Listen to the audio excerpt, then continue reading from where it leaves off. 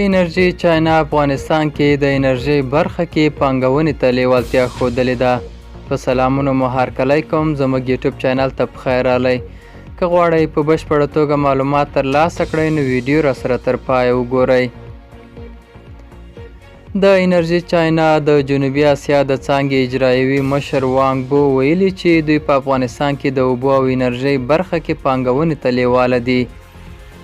په چین کې افغان سفیر سید محی الدین سادات د انرژي چاینا د جنوبي اسیا د څانګې اجرایوي مشر وانګ بو سره په افغانستان کې د اوبو، برېښنا او ورته برخو کې د پانګونې په تړاو خبرې کړې دي.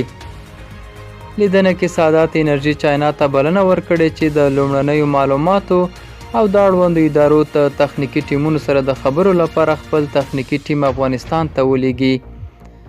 وانګ بو یادونه کړې چې د افغانستان سفارت په همکارۍ به ژر تر ژره یو تخنیکي ټیم افغانستان ته ولیږي. د یادونې وړ ده چې تر دې وړاندې ترکیه او روسیې هم د اوبو انرژۍ برخه کې پانګونې ته لیوالتیا ښودلې وه.